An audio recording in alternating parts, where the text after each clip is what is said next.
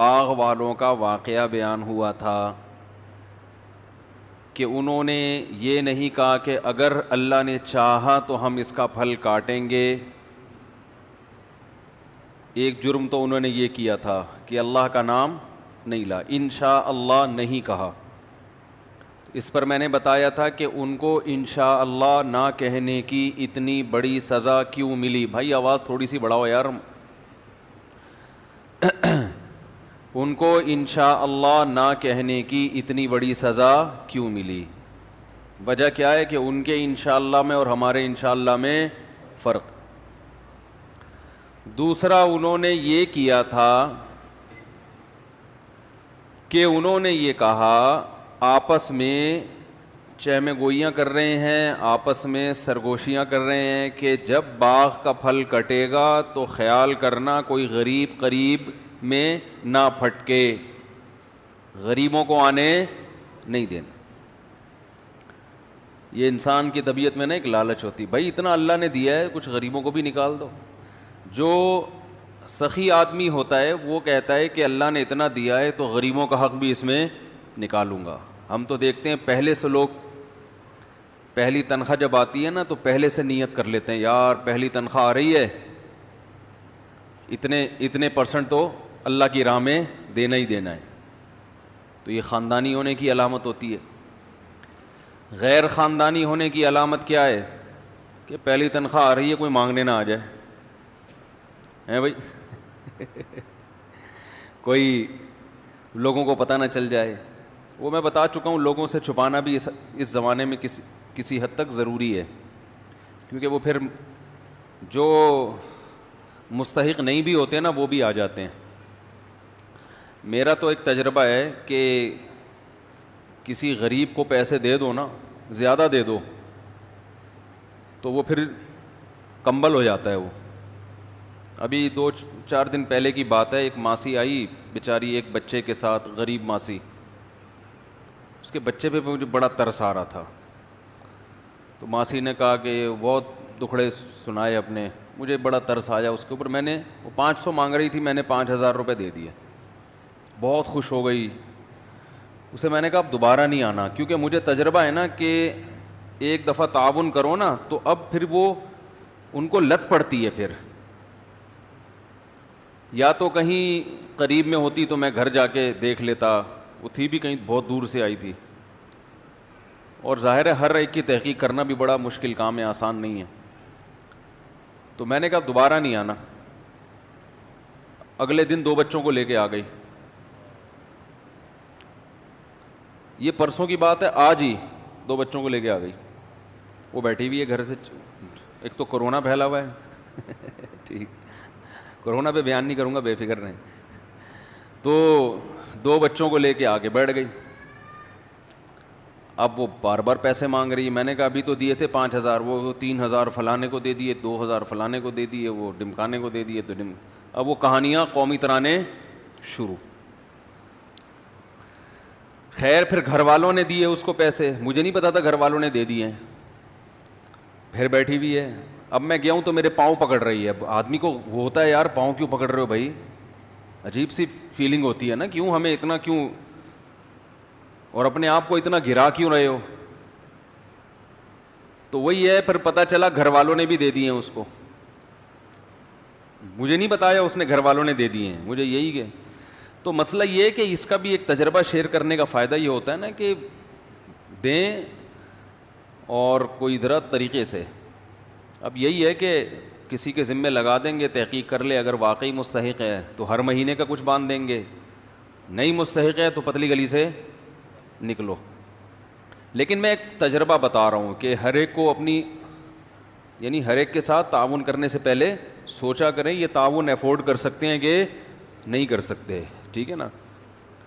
تو اس کی وجہ کنجوسی نہیں ہے، کنجوسی نہیں ہونی چاہیے، بلکہ یہ کہ مستحقین جو ہے نا ان تک پہنچے. بعض لوگ اپنا گیٹ اپ ایسا بنا لیتے ہیں، بچے بھی پتہ نہیں اپنے ہیں کہ کہیں سے اڑوس پڑوس سے کمیشن پہ ادھار لے لیے کہ ان بچوں کو دکھا کے جتنا چندہ ملے گا 20% آپ کا، 80% ہمارا. اس طرح ہو سکتا ہے، یہ بھی ممکن ہے کہ ایسا نہ ہو، واقعی مستحق ہو. بہرحال ہم اپنے ٹاپک کی طرف آتے ہیں. تو اللہ تعالیٰ نے اس باغ والوں کو دو جرم تھے ان کے اندر، ایک اللہ پہ نظر نہیں کی، دوسری کنجوسی کہ اللہ یدخلنہ الیوم علیکم مسکین، آج کوئی غریب ہمارے قریب نہیں پھٹکنا چاہیے. نظر رکھو، ایک بندے کو کھڑا کر دیا ہوگا، دیکھنا کوئی غریب نظر آ رہا ہے نا، اس کو دائیں بائیں کر دینا. تو یہ طبیعت کا بخل ہے، اللہ کو یہ پسند نہیں ہے. اللہ کو کھلانے والے پسند ہیں، کھلاؤ. کبھی کبھار نا کچھ بڑا اماؤنٹ صدقہ کر دیا کرو. کئی بار بیان کر چکا ہوں، نصیحت کی بات 100 دفعہ بھی ہو جائے تو میرا خیال ہے بری نہیں ہے. یہ چیز مارکیٹ میں شارٹ چل رہی ہے آج کل، کنجوسی ہمارے معاشرے میں پھیل رہی ہے. یمحق اللہ الربا ویربی الصدقات، کیا عجیب آیت ہے. دیکھو سود کسے کہتے ہیں؟ جتنا پیسہ ہوگا اس سے مزید پیسہ بنتا ہے نا انسان کے پاس. 1 لاکھ اگر آپ کے پاس ہے تو آپ سود پہ قرضہ دے کے 1,02,000 بنا لو گے اس کو. 2 لاکھ ہیں تو 2 سے 2,04,000، ایسے ہی اس کو ضرب دیتے چلے جائیں. تو اس سے کیا لگتا ہے کہ پیسہ پیسے کو کھینچ رہا ہے، ایسا ہی ہے نا. زکوٰۃ کیا ہے؟ بالکل سود کی الٹ ہے. 100 روپے میں 2.5 روپے، ایسا ہی ہے نا. یعنی جو سود کے ریٹ آج کل کیا چل رہے ہیں بینکوں میں، 2% یا 2.5% نا، یہی چل رہا ہے نا ریٹ. کیا ہو گیا بھائی؟ 7% ہے. اچھا سود کا ریٹ زیادہ، تو سود زیادہ کما رہا ہے انسان. یعنی 1 لاکھ پہ 7,000، 1 لاکھ پہ 7,000 ریٹ ہے، تو 7% آپ 1 لاکھ پہ کما رہے ہو، یعنی 100 روپے پہ 7 روپے. زکوٰۃ بھی جتنے زیادہ اماؤنٹ ہوگا زکوٰۃ اتنی زیادہ نکلے گی.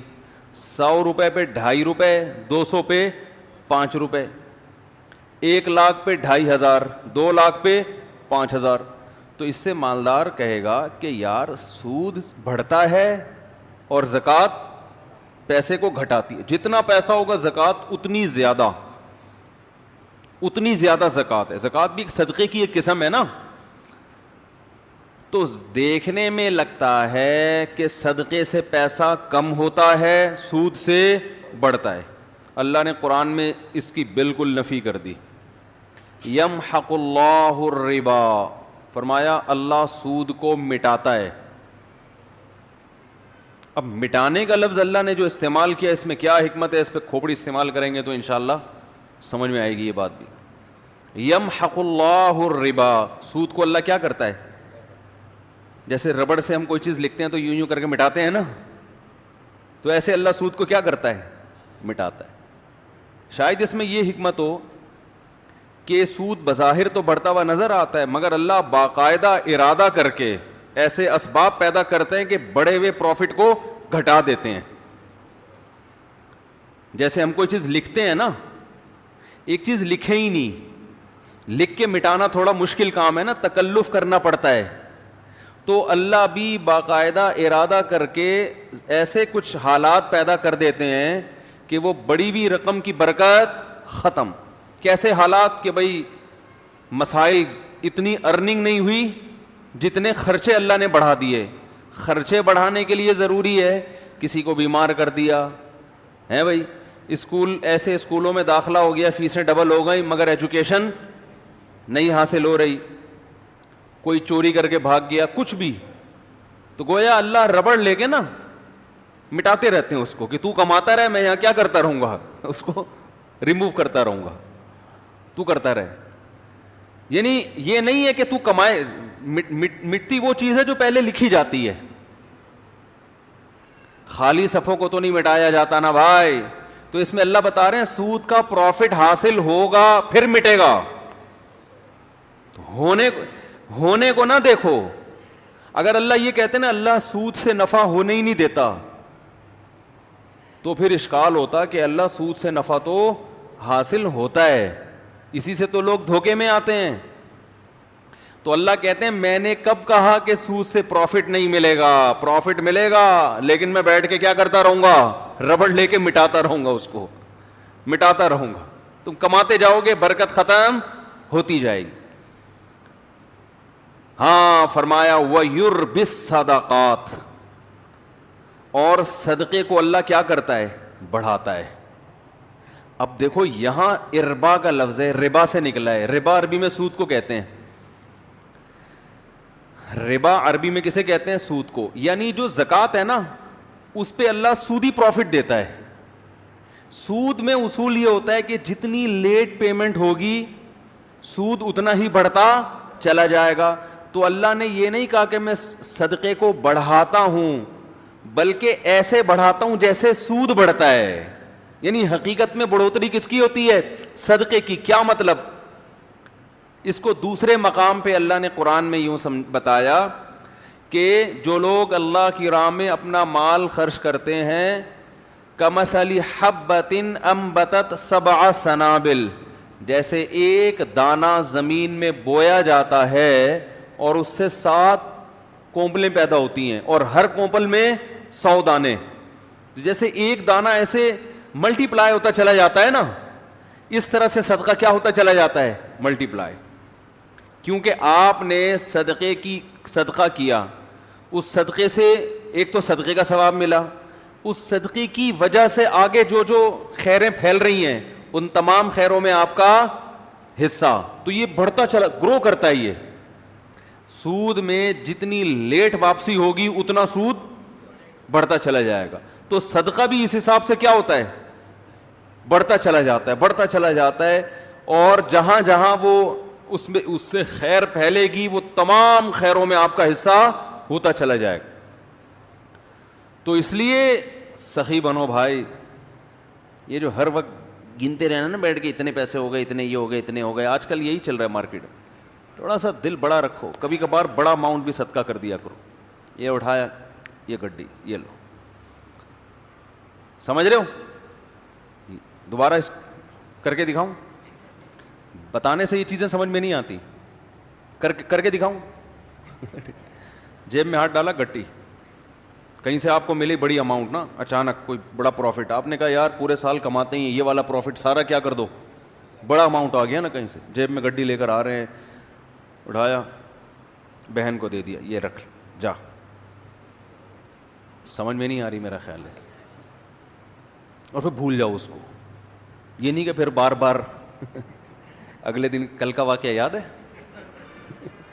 بہن کو بتا رہے ہیں کل کیا ہوا تھا, یاد ہے نا؟ تو ایسا نہیں کرو. ایسے نکالا. نبی صلی اللہ علیہ وسلم نے امی عائشہ کو کیا فرمایا؟ لا تو کی فیوکا علیک, روکو مت, اللہ بھی روک دے گا. ٹھیک ہے نا؟ تو حساب کتاب بھی کرنا چاہیے, گھر کا خرچہ حساب سے چلانا چاہیے. آپ کو پتہ ہونا چاہیے آپ کی منتھلی ارننگ کتنی ہے اور گھر کا خرچہ کتنا ہے. میں نے پتہ ہے کیا ہے, میں نے پورا ایکسل پہ اپنے گھر کا سارا سیٹ اپ بنایا ہوا ہے.